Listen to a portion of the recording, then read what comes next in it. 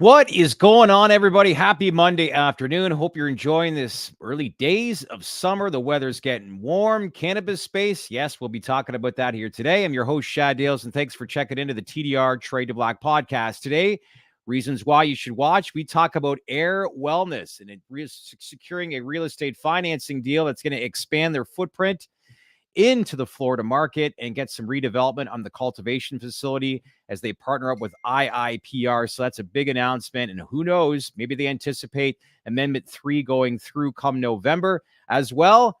Hot topic here today. And we're going to talk about hemp and bring in a CEO from a hemp-derived company based out of Boston, Massachusetts. So lots to talk about. Let's welcome in TDR co-host Anthony Varrell. Happy Monday. A lot of encouraging and very interested viewers here today as we got some interesting topics down to cover. Yeah, I'm excited to dive into it. It's been something we've been going back and forth on for a couple of weeks now. I mean, I've got Adam's products in my fridge downstairs.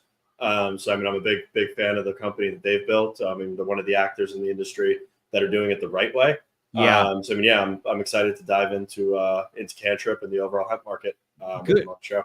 Yeah, and good for you to reach out and have some open dialogue with him online. And I really appreciate, obviously, him taking the time to join with us. So we're going to get into that interview in just a moment. Adam Terry, the CEO of Cantrip, which is based out of Boston. So lots to talk about. And I know a lot of cannabis investors and people that follow the space have been following this hemp industry very, very closely, especially after the news late Friday night involving Florida Governor, I should say, Ron DeSantis. But before that, let's jump into news. As I said off the top, Ayr Wellness, who announced that they've secured real estate financing for their Florida Indoor Cultivation facility, and not only secured it, but are working with the largest cannabis real estate financing company in IIPR. So, Anthony, great announcement for Ayr Wellness. What exactly are these funds going towards? So it's a lease back on 145,000 square foot property. Of that, 98,000 square feet is going to be redeveloped into an indoor grow, with IIPR allocating up to $30 million in TI, which means that's not going to come out of Ayr's CapEx budget for the next year and a half. This facility should come online mid-2025, which, if we get adult use in the state of Florida, lines up perfectly with those timelines, as they should start producing flower from it shortly thereafter. This is great. I mean, we've seen awesome indoor quality flower resonates with the Florida consumer. David's mentioned on several occasions when he's come on that they need to expand their indoor grow within the state of Florida. This is a pretty good deal, all things considered, for what I'm seeing. Really looking forward to being able to dig into this with David, what the economics could look like on a go-forward basis, and if this is really all they need to start to cater to those 64 retail locations once Florida flips adult use.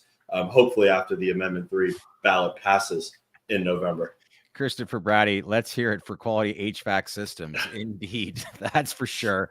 But that is a great announcement. And you said the big question is if, Amendment 3 passes come November. But man, regardless of what the outcome is going to be, all systems go for a lot of people, getting in their lanes, putting in their placements and getting ready one way or another. But obviously there's a lot of people that are hoping, involved in this Florida market, that it passes come November. But this is a big sign as to how they think this is going to unfold. Again, no speculation, but there's a reason why these deals are obviously happening, right?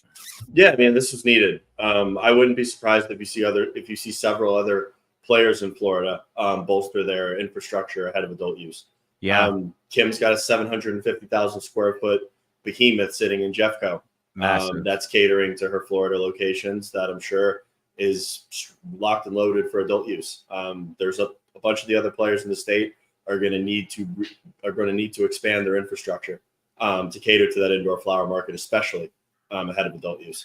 Look, there's a lot of people that follow our space that follow, obviously, equity plays, and that's what we do a lot of the times. But we brought it up a lot of times, even with like Rob Seacrest, who opened up our eyes to a lot about real estate in the cannabis space, Anthony Cogniglio from New Lake, and how about IIPR getting involved in this as well? This seems to be a very big opportunity even for them, and what a company this has been and how they continue to expand. Oh yeah, IIPR is one of the best in the space. Yeah, that's for sure. All right. Well, I know there's lots of news. And what'd you think of, before we get into today's topic, but I'm sure you got the news from Governor DeSantis late Friday night that grabbed you by a surprise at all? No, I mean, we had the article that was foreshadowing from it. wasn't really surprising. However, I mean, I really don't know DeSantis' motivation behind it. Playing political theater. I don't think he's going to come out in endorsing the intoxicating hemp product industry in Florida. We can speculate what his motivations are, but I mean, was I surprised? No, not really. We thought that was going to happen, and it did. Yeah. Well, based off of that, that wraps up Into the Wire. We only got one topic here today, but you know what? That's okay because it's a short one and it's time for our featured interview today. It's a popular one amongst the cannabis community, and it's the topic of hemp and the future of hemp products. A lot of news circulating around the industry over the last couple of weeks, and it's been polarizing to say the least for many in the cannabis space for a variety of reasons. So it's time to get a perspective from an insider within this industry and the hemp industry. So let's welcome in the CEO of Cantrip, a hemp-derived beverage company based out of Boston that serves America, Adam Terry, to the podcast. Good to meet you. How are things? Things are great. Thanks for having me. Yeah, I appreciate it. I hope you are enjoying this time of year. Great place to be this time of year in Boston, isn't it? Yeah, we get a good 3-4 months before it all goes back to cold, windy, snowy, whatever. This time last year, I was actually out in Merrimed, out towards Cape Cod. But man, it is a great place to be. But listen, wanted to have you on. It's been a hot topic to say the least. Before we get into all these topics, I first want to get just an understanding of who you are. Before you started this company, you were actually a chemist in practice and at heart. Spent over a decade working in extractions with coffees, cocktails, cannabis products development. So what made you jump into this space? Like, what was the opportunity, I guess, in your eyes that you felt was sitting in front of you? Yeah, that's a good question. I mean, the brief backstory that I have is that I graduated UMass for chemical engineering up here in Massachusetts. Okay. I went into the cannabis industry basically right away. I was in the cannabis industry in California starting in 2015, working for a company called Curbana. Okay. Moved back to Massachusetts in 2017 and worked for Ayr Wellness, which is one of the minor multi-state operators, primarily developing out their laboratories, building their extractions and infusion programs, and then developing products. So I really got to do all the different things I love to do, which is, put great flavors into cannabis products. I worked with, extracts, concentrates, edibles, pretty much everything downstream of the plant itself was my job. And then I jumped into Cantrip in 2020. About 4 years ago, I started this company to work on the beverage, and that was entirely focused on the dispensary channel to start. So we launched in June of 2021 here in Massachusetts dispensaries, and we didn't do anything in the hemp industry until 2022. What do you think? Okay, so it was. Yeah, go ahead, Anthony. So it was so Cantrip in its infancy was a traditional cannabis beverage. Traditional. I would say traditional in the sense that it was in the dispensary system here in Massachusetts. Not traditional in the sense that it actually tasted good, which was not a tradition at that point in time. Now, was that your chemical background? Did you decide to pivot into the hemp derived due to the flavor profiles, or was it because of just the freedoms that you, I guess, inherit being a hemp derived product versus a traditional cannabis product? Yeah, the hemp derived version of the product have nothing to do with the flavor profile. The products are essentially identical when it comes down to it, both from flavor perspective and a perspective of the cannabis element itself. The reason we pivoted to hemp derived was it was not an all at once type of thing. We were launched in Massachusetts. We're a pretty small company. We raised less than $500,000 for our first round. As you guys know, being a brand in a dispensary system is very expensive, right? So when Minnesota passed this hemp-derived bill in 2022, thanks to Ryan Winkler and the Democrats in Minnesota, we saw this as our first opportunity to be able to afford, frankly, to expand into another states. And in a way that seemed like it had traditional beverage economics, because frankly, our cash cycles in the dispensary system as a brand that didn't have a license could be as long as 9 months for some transactions between the time that we bought a can and the time that we got paid on that can, because we have chronically overdue dispensaries on payments here in Massachusetts, just like California had. And because we were a licensee and we were licensing IP rather than as a CCC licensee, we had to get paid by our manufacturer. And so through multiple manufacturers, it was difficult to get paid once they got paid by the dispensaries. And so those kind of cash cycles, and I don't care what kind of CPG business you're in, they will kill your company eventually. And so as we expanded into Minnesota and we started to see increased revenues, increased adoption, and then started to really look at the landscape of hemp-derived edibles and what was permitted where, we realized that was going to be the future of where this category was really going. And with new legislation passing essentially every session, it was just my job has become a constant game of paying a lot of attention to state houses. So being at both sides of the game, like, what would you say is the biggest difference being in cannabis to where you are now? I would think that on paper, there's not as many loopholes, obviously, to jump through, but, you're benefiting from that. But what would you say, based on your own experience, as to why you made that change and basically some of the, I guess, positives that you're experiencing from making that change?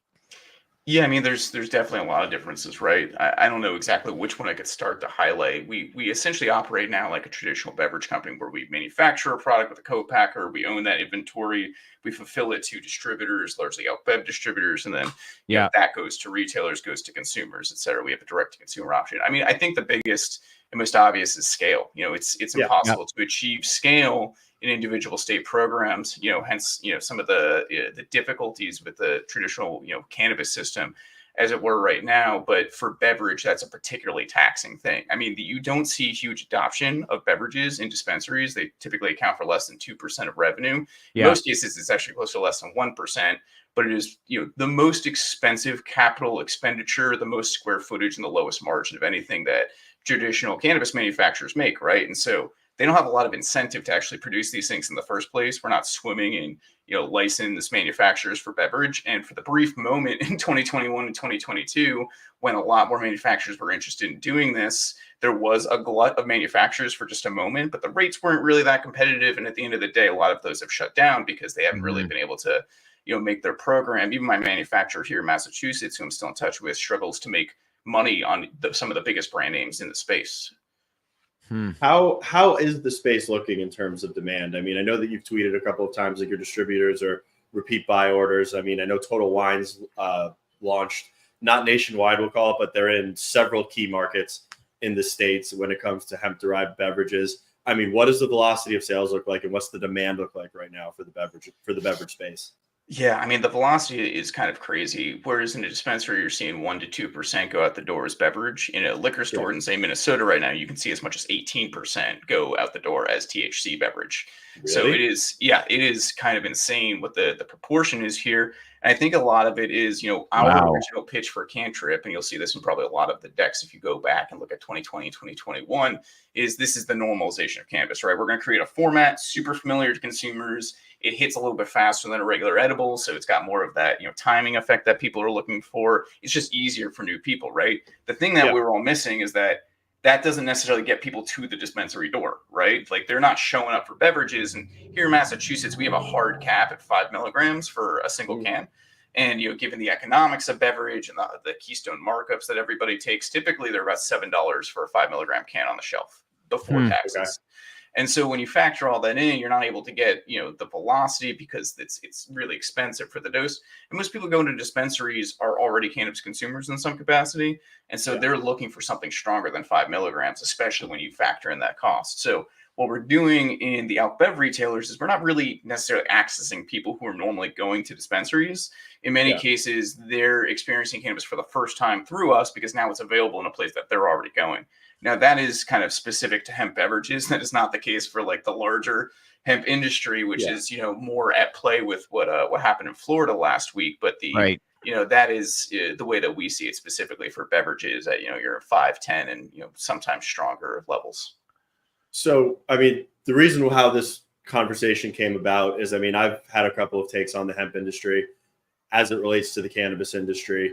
And I mean, we've talked about a lot of things, the Miller Amendment, Ron DeSantis vetoing the prohibitive measure in Florida. I mean, I'm sure that you guys talk about this all the time. Like, obviously prohibition is not the answer to what's currently inherent in the Farm Bill. Just blanket banning everything from a derivative standpoint. Like, where do you see the hemp industry and the cannabis industry harmonizing at any point in time? Or where do you see this going? Like 1, 2, 3 years down the road? Like, it's not sustainable with what we have right now. I mean, obviously it's great. I mean, you're one of the good actors in the space. Your business is thriving, but I mean, you also get grouped in with the derivative products that are leveraging that loophole in the Farm Bill that is looking to close. So, I mean, what's your take on that? It's a great question. Yeah, no, it really is a great question. Actually, partially in preparation for this and partially just because I've been thinking about it all weekend, I ended up writing a Substack post that goes into a lot of this. But, it helped me organize some of my thoughts around this. And really what it comes down to for me is that, being in the hemp beverage industry, being focused on these liquor store channels has really created some strange bedfellows for me. I would never really smoke THCP or HHC. As a chemist, I'm vehemently against the concept of cannabinoid chemistry, not because we can't make cannabinoids safely theoretically, but because we're creating a lot of things that we've never tested before, and because when you do chemistry, you always get side reactions. That's one of the first things they teach you. So my degree is actually chemical engineering. So we study about the practical application of chemistry in industry. And one of the first things they teach you is everything about a theoretical reaction that you're going to do in a reactor is going to create, up to hundreds of side reactions. And so there may be molecules that exist in trace amounts, but molecules that we don't know anything about that we're not going to find because they don't show up in a normal HPLC. And things that just aren't even the main objective chemicals, the THCP, the HHC, we just don't know what they look like in terms of long-term use, as opposed to the natural part of the plant, which we have maybe a lot more to do in terms of studying that, and rescheduling to Schedule 3 is going to help tremendously with the ability to actually study these things with long-term effects. But we have thousands of years of human history that tell us how did these things interact with humans, both eaten and smoked. Whereas we just don't have that for these synthetic cannabinoids. And so I think maybe a potential pathway in the future for harmony is going to be around naturally extracted parts of the plant rather than synthetics and artificial cannabinoids.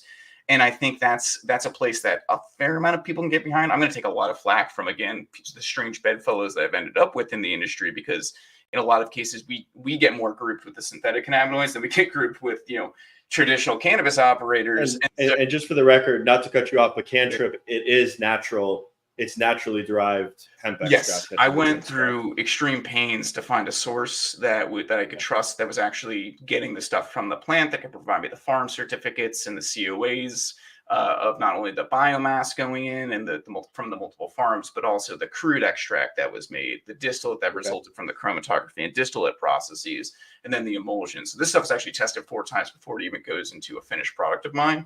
But at the end of the day, that was not an easy thing to find. I still get approached by suppliers all the time who can't produce that kind of information for me. It's become more relevant in California, where they're starting to look at supply chains for this. And so track and trace itself, I have kind of problems with the metric system on its own, just because there's a lot of vulnerabilities for fraud there. But in terms of getting naturally extracted stuff, people often are skeptical, understanding that starting with a very small amount of Delta-9 THC, it's hard to make distillate. And I think this came up on Twitter on one of the threads coming up into this conversation.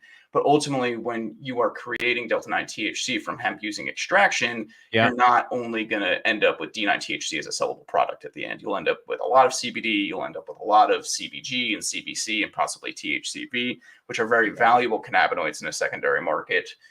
Not to mention the fact that we have so much acreage of hemp in this country that's going underutilized, that the biomass has become extremely cheap. And so it's actually not quite as expensive as I think a lot of people imagine when they start to think about the economics.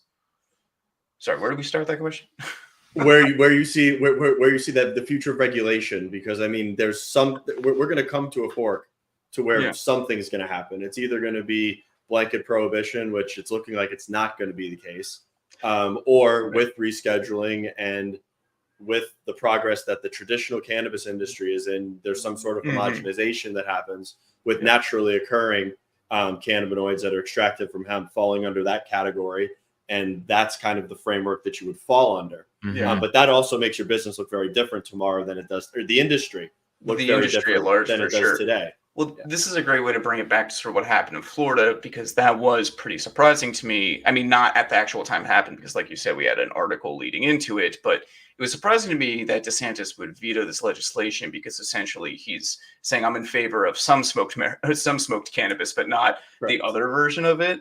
And ultimately, this bill would have, eliminated synthetics from the marketplace. It would have permitted a certain amount of Delta-9 THC cannabinoids that were naturally extracted. It had some packaging and labeling regulations. It would have decimated the existing hemp industry in Florida, but it would have allowed a path forward for some narrow folks. The odd thing is his political calculus, which is such that he believes the hemp industry will now fund a fight against Amendment 3, which is kind of insane calculus to me, because look, he did veto a very important bill to the hemp industry, and there will be people in that coalition who are thankful for that and who are going to put some resources in fighting Amendment 3 just because he said so.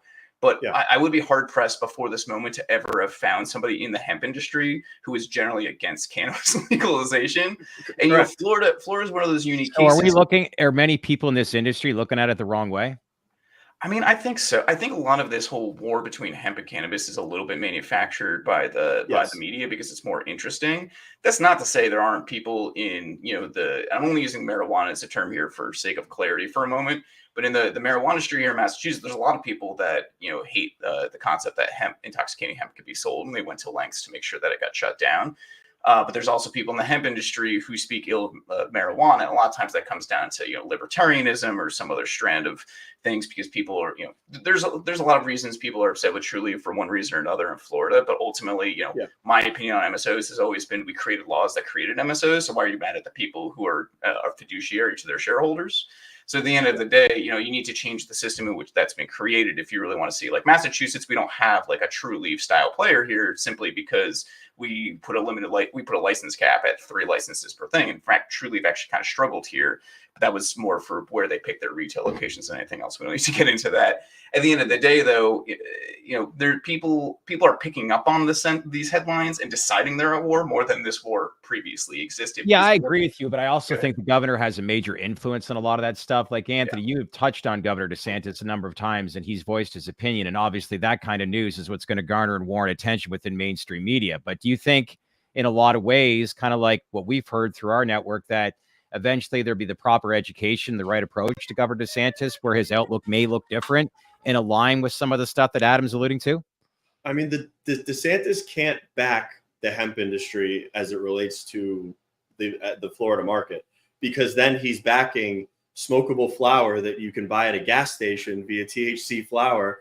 And that's his argument against adult use in the state of Florida rolling out, is the smell of cannabis. You're getting the smell of cannabis on both sides of the coin. I mean, once I actually looked at this, it is political theater. It's to pin people like me against Adam in a hemp versus cannabis debate and sit there, and DeSantis gets to just sit back and enjoy the spoils of what's going to happen. He places that article. He vetoes the bill. He then hopes that the hemp industry players in Florida will stifle 3 without him having to say anything or spend $1. Yeah. And the FDA or the DEA might be coming after the synthetic stuff and the derivatives anyway. So with DeSantis, it's a win-win. Or the Florida legislature just passes the same thing again next year, and he doesn't veto it then, or a more restrictive bill on top of that. Here might be the greatest comment we've heard yet so far, and this is from Grop. This is why audio conversations are better than any tweet, and that is the reality. Yeah, I mean, there's a lot of there's a lot of context that gets lost in translation when you're just tweeting things. This platform absolutely reinforces positive conversation versus what you see on Twitter. Do you feel that cannabis should be descheduled, Adam? Yeah, absolutely. Yeah. Descheduled, probably legalized fully. I mean, there doesn't need to be, my opinion is that cannabis is overregulated in some really dramatic ways, particularly around security and anti-diversion. I think every company should have an easier time of the way it is right now. And that's why Curaleaf and GTI and all these other folks are, pivoting into that and looking at hemp as an opportunity for it. But at the end of the day, I am not for a limited license structure. I'm more for, let's have a free market where cannabis can be sold with some reasonable safety regulations around it. Yeah. And I mean, I agree with you wholeheartedly in that. I mean, I'm a free market capitalist. I would love it to be free markets, and whoever actually builds the bigger business and creates a smarter mousetrap wins. Unfortunately, that's not the way that this thing rolled out. And it's kind of like you can't put the genie back in the bottle. But I mean, my beef with the hemp industry at large is there's just a lot of bad actors. Like there's like your competitors. I went online and just purchased the beverages freely. Like your product, at least, I go to your website, I purchased it. I immediately get a link for KYC, asking for a selfie, asking for an image of my license. Everything's done by the book. That's fantastic. But I could have been a 16-year-old kid with my mom's credit card ordering. Yeah, we lose a lot of sales from that, by the way. But but I mean, at the end of the day, you're not going to become a Sam story, or you're not going to become a media story that some kid drank a 6-pack of. Absolutely, I get someone emailed me yesterday saying, "Hey, I'm 63 years old. Why do I need to do this?" I'm like, "Well, if you walked in front of my face, I could see that you're 63 years old, but you could be anybody with somebody's credit card, and I wouldn't have any way of telling." So that's our justification. I mean, that's the thing too. When people talk about cannabis and overregulation, it's like, I can't go start a gin manufacturer if I wanted to and just go buy Yeah. some warehouse space. Like there's stringent licensing structures that are in place. There's age-gated purchasing at retail. Like we have to have some sort of structure. I'm all for decriminalizing the plant, legalizing it. You shouldn't be telling people what to do. It's their bodies. But at the same time, unfortunately, everyone's not that liberal when it comes to this stuff. Well, I think, you know, the gin comparison is appropriate. I actually have a gin distillery, and I do have licensing Okay. for it. But you also can't open a liquor store without a license, right? You know, Right. all these things. But the key difference is that it's not incredibly difficult to open up a liquor license, you know. Yeah. And most people can accomplish it if they can afford the start. You know, it depends on what kind of state you're in, if there's a brokering system or a license cap. But ultimately, to get my TTB license to make gin was, you know, I filled out an application. It took me like 10 hours because I had to list so many addresses that I had. Yeah. But, you know, Okay. you have to have a space, you have to have a license. And, you know, it took me 4 or 5 months to get approved. But then I was approved and I could start making, and you know how they do the seed to sale tracking in alcohol is essentially, you know, farmers grow it, they send it to producers. Like, so if you're a distillery, you actually have a report you fill out monthly of here's the grain that I processed in alcohol, here's how much I got back. And all of it's done essentially, this is for tax purposes, but it also serves as your record keeping. And, you know, we could do that as a national system without, you know, the need necessarily for metric, which puts a lot of undue burden on a lot of companies. And I'll tell you, it's really not conducive to beverage in particular, but it was never even designed for extractions generally. Yeah. I mean, cannabis. Go ahead, Chad. I was going to say, no, finish your thought because I wanted to talk. I was going to say, I mean, cannabis is just a byproduct of we're mega convoluted because it was a Schedule 1 drug when it was rolling out, and now it's kind of like we're going to have to reverse engineer this thing to be more analogous with alcohol and freer moving forward for everything to actually work long term. Yeah, we're all capitalists here, and I know you want a free market, even playing field. Do you still see like one day a lot of like within the cannabis space? You talked about this being of interest to a lot of multi-state operators. Do you see them purchasing and buying out a lot of private companies like yourself in due time? That's a good question. I don't know if MSOs are going to purchase beverage companies because that's not really their trade expertise more than anything. But, you know, other edibles companies probably. I mean, 3Chi's a really big name in the space. I could see them being an acquisition target for the brand recognition. Yeah. You know, I don't think highly of them, but Mood is, you know, now a big name in the space because they somehow dropped, I don't know how much money on YouTube advertising. You know, Curaleaf has already announced that they're launching their select beverage on the second half of this year, which is going to be really interesting. They actually did launch a different branded beverage in the Massachusetts dispensary system during really our second summer on the market in 2022, and it didn't really survive after the summer. I don't actually know why, because I know they fully invested in a canning line. But what it says to me is beverage is something that you have to be really specifically focused on. Yeah. See acquisitions in the hemp beverage space being more likely to be by larger alcohol companies in the future, either that or energy drink companies, because they're the two that really understand how to make and can a beverage, and even more importantly, how to distribute it. Because distribution it's all the key to all economics, but it's particularly important in beverage where, you know, logistically speaking, people ask me all the time, why is your product more expensive on your website than in store? And it's like, because it's really inefficient to mail you cans of product. And so we don't primarily focus on direct to consumer as an option. Trust me, I had a hard time spending I think it was like $6.30 a serving when I purchased them online from the site, which I mean, it's expensive, but it's a great product. And I just wanted it. So I sacrificed it was that expensive in dispensaries at retail too. So a lot of people really struggle with that too. Especially when they where do you see the future of like purchasing going in brick and mortar? Like I know we're in Total Wines, you're seeing them at liquor. Do you think that you start to see these in grocery down the road into the future, and like the likes of like Publix or Kroger? It's a good question. I think if anything, you're less likely to see in grocery in the future. I think as states kind of progress, they're trying to figure out where they want these things. Now it's legal in Minnesota and Tennessee. We're not seeing huge grocer adoption. I mean, part of the reason is that, you know, major national chains, with the notable exception of Total Wine, aren't really touching this. We see a lot more regional chains interested. So I think ABC Liquors might be interested one day in Florida. I think, you know, Top 10 Liquors, which is a small chain in Minnesota, they're doing it. Publix and Kroger probably eventually, but maybe it looks more like what you see with them with liquor in various places. I live in Massachusetts, so you don't see that much liquor in grocery stores around here. I think there's like a 3 license per chain cap or something. But I was in Michigan a couple of years ago, and like you have a ton of liquor in Walmart just on shelves, but it's all got the plastic things around it. Maybe you see something more like that, where it's accessible, but there's like a secondary way of obtaining it because you just don't want it where children are. Yeah, that makes sense. We're getting feedback. We need to use code TDR to get a discount. I can make a discount code after this. You go follow me at Cantrip guy. I'll tweet a discount code after this. How's that? Wanted to ask you, based on current laws, you're operating within them and you're thriving business-wise. On the other side, many concerning, I think a lot of Americans, people from this cannabis industry for a number and variety of reasons, pertaining to, like I said, Delta 8, THC 0, Delta 10. And in some cases, you get rolled into that conversation, is what Anthony said earlier. But, first thing I wanted to ask, or most importantly, do you think that these products should be commercialized regardless of what Governor DeSantis announced late Friday night? I don't. Personally, my opinion is that we shouldn't be commercializing things like THCO in particular, but also THCP, HHC.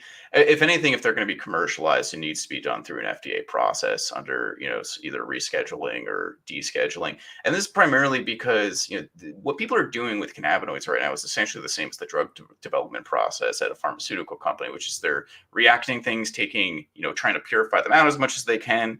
And then, they're skipping all of the steps of let's test this in mice or, do some theoretical calculations on what it is, and then eventually go through FDA trials. And they're going straight to, let's just give this to people and see what happens. I'm not really in support of that. I wouldn't consume those products. I certainly wouldn't recommend my family consume them. So it's hard for me to say that they should exist. My problem more largely, because that's my personal opinion, right? And that my personal opinion doesn't hold a lot of weight with a lot of people, but when we think about what the hemp industry is doing, if they're against Amendment 3 in Florida, they're saying that we don't think our products can stand up in a marketplace when people have access to traditional cannabis. Or, a lot of them will claim it's just because they're anti-true leaf, but I think it's mostly that they're afraid that when people can, access traditional cannabis, they're, that doesn't have to be sprayed with chemically or synthetically created cannabinoids, they're not really going to stand up in the marketplace for very long. Because why would you smoke THCP if you have Delta 9 THC available? That's my personal belief. But if they really want to put that to the test, they shouldn't be anti-Amendment 3.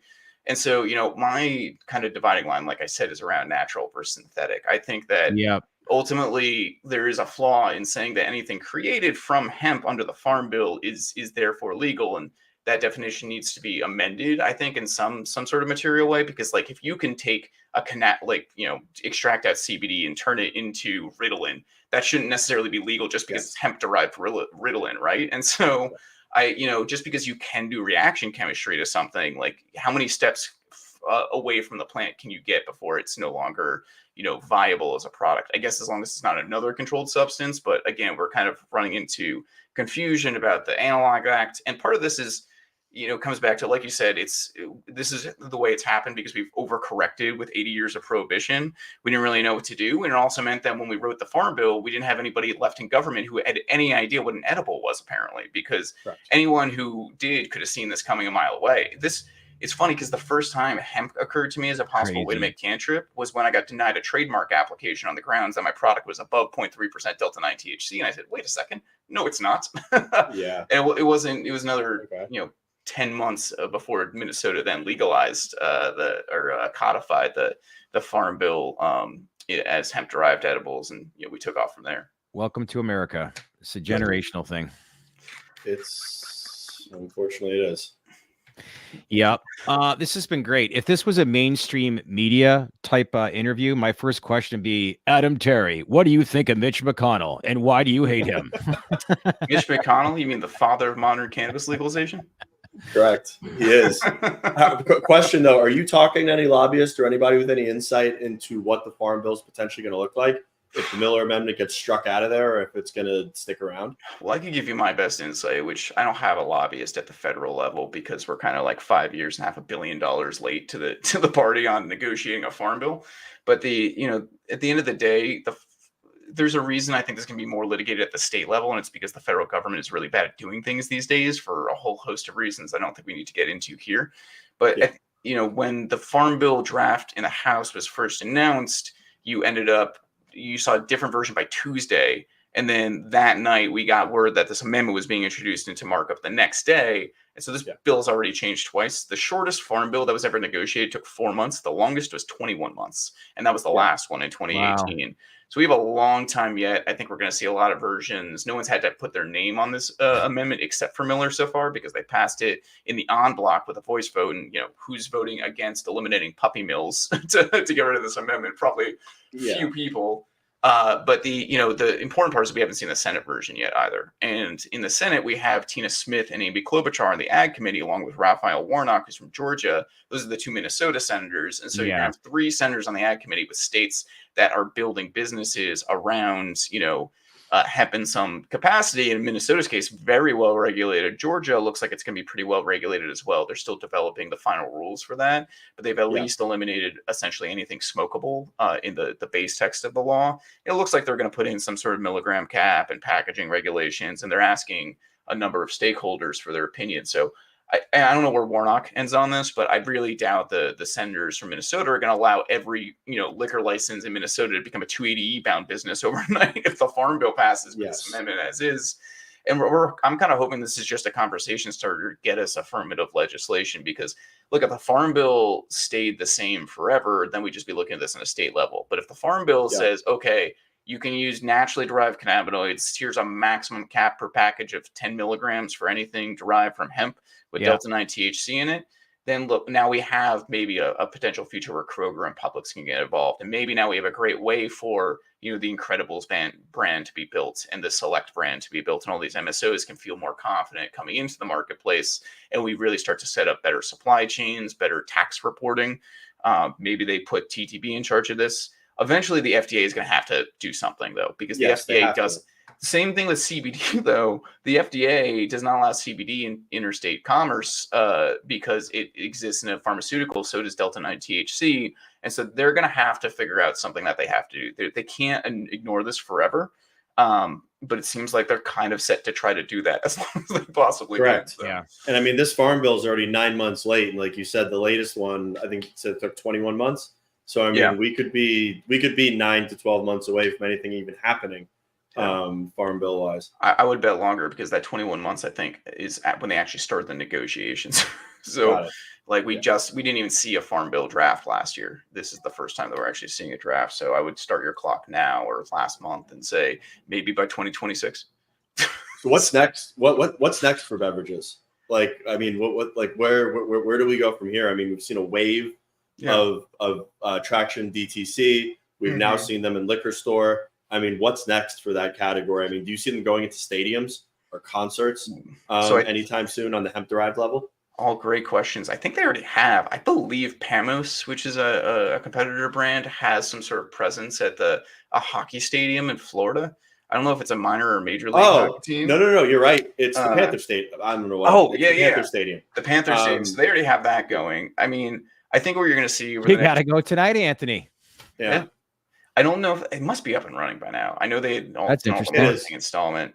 So, what's really next is you're going to see a wave of consolidation at some point among brands. I think over the next 2 years, a lot of new entrants will drop out. Probably a lot of the brewery players who just aren't focused on really building that brand. Some of them will survive locally, and they'll continue to have those local brands. As first national players, you'll see, I think 15 to 20 real national players over the next couple of years. Yeah. And you're going to start to see finally expansion of product types in a material way. We're already starting to see that at a small level. But bigger folks like Can and Cycling Frog and Cantrip will create more types of products as we achieve enough scale and capability to really do that. One of the real constraints around the beginning of this industry is we're all working with basically tiny little canning operations, and that was kind of the problem in the States too, where you have fewer capabilities. But we just scaled up into this great facility, in lower New York or in Western New York, where they have like one of the most sophisticated canning facilities I've ever seen that runs other major brands. And so those kind of capabilities are going to allow us to make more sophisticated products, more shelf stable products, things like teas and coffees, which are actually really hard to do from a shelf stability point. Yep. It really just increased that quality and consumer safety, because you just don't see these types of canning facilities in the, in the dispensary system. And Minnesota is allowing keg format now, aren't they? In selling it by the tap in restaurants and bars or breweries. I don't know if that bill has passed yet, but they are working on legislation that would permit, some format of the draft system, which is going to be super interesting, because there's a lot of logistical questions that go into a keg system that don't exist. I mean, it helps that we work with alc-bev distributors, but no one likes dealing with a keg program, I feel like. And I think also the major manufacturer of kegs won't deal with anybody who has THC. So there may have to be other options. We're looking at sort of a one-way keg system. Yeah. There are other states. I've seen it in states before. I've definitely seen pictures of it from Texas and Tennessee, although that might have been the early days of Tennessee. I don't think that's allowed right now. Wisconsin, and it was kind of interested in it, but Minnesota would be the first state to really put laws on the books. And in that same legislation, they're supposed to clear up a lot of the insurance concerns around on-premise serving, because right now, you see a lot of off-premise just because on-premise is kind of dicey when it comes to insurance, whether or not they'll continue to carry you. I mean, we still face a lot of the same challenges, don't get me wrong, as it comes to the marijuana industry, which is that we're still viewed as a higher risk than anything. You still deal with other things. You still deal with a lot of marketing issues. Yeah, we still can't advertise. When you advertise on Instagram, you'll notice that no one says THC or CBD in their thing. The exception of a few companies that have been doing it so long they really know how to do it, like Breeze.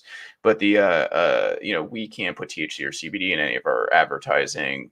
Most billboard companies won't take our money.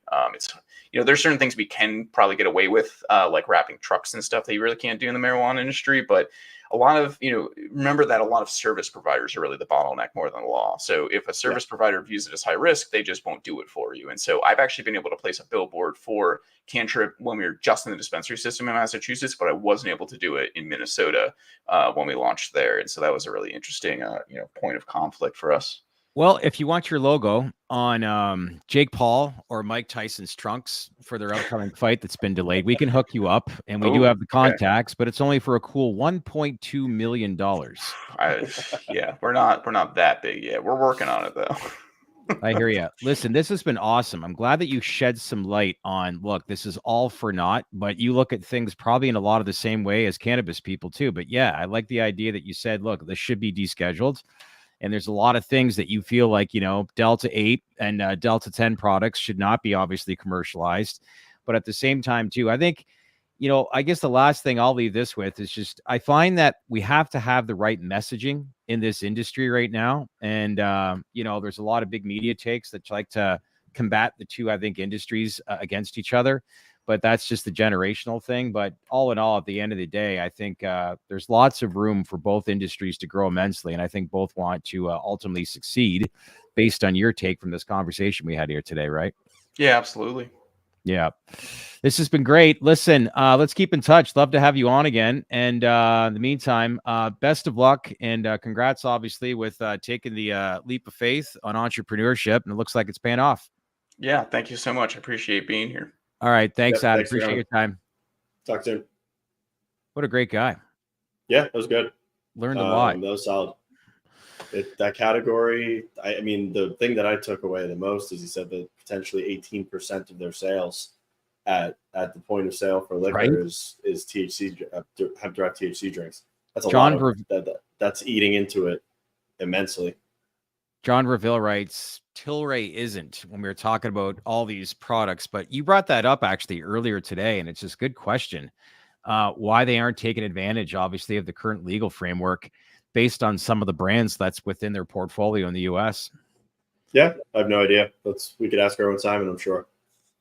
Yeah. All great feedback. Christopher Brady, John, Emilio, Guap, obviously, Dank Informer. Good to see you as well. Some great questions going back and forth. I think there was one that Guap you asked about munchies and weight control. I guess that's very expensive according to the Dank Informer. So what I've heard is THCV, appetite suppression, and potential dietary needs, but that needs to be researched way further.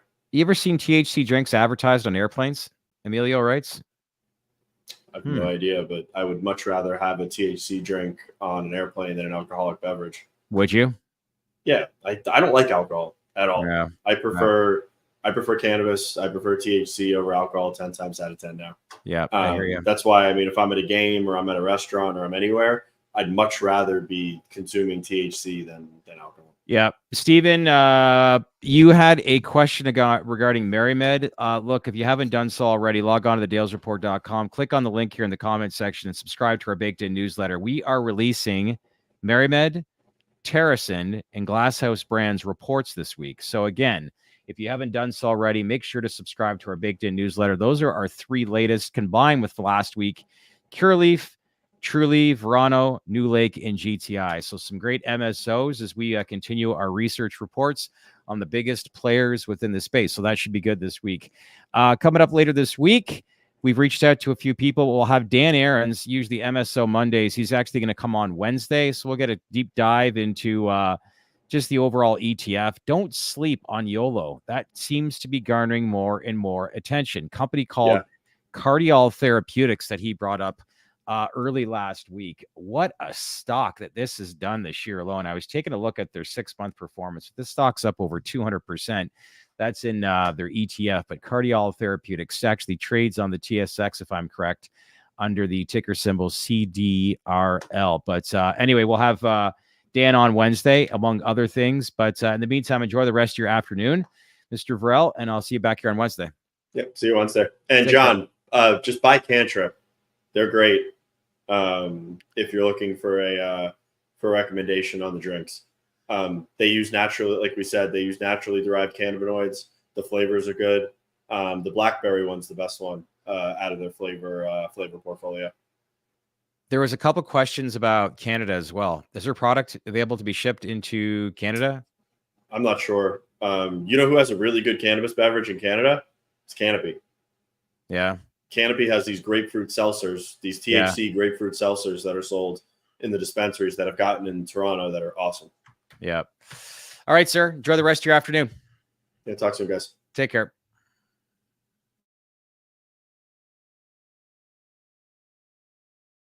Hey, everyone. Thanks for watching our latest podcast. Lots of momentum building. You guys getting all excited? Leave comments below. Again, we want to take this viral. Smash that like button and make sure to click on that bell for all notifications as we start to bring on bigger and bigger guests. Don't forget to subscribe to our daily newsletter, the Baked In newsletter, by logging on to thedalesreport.com. And we want to take this viral, as I said, and make this community grow. So make sure to subscribe on that channel because we wouldn't be here without you. Thanks again, everyone, for watching.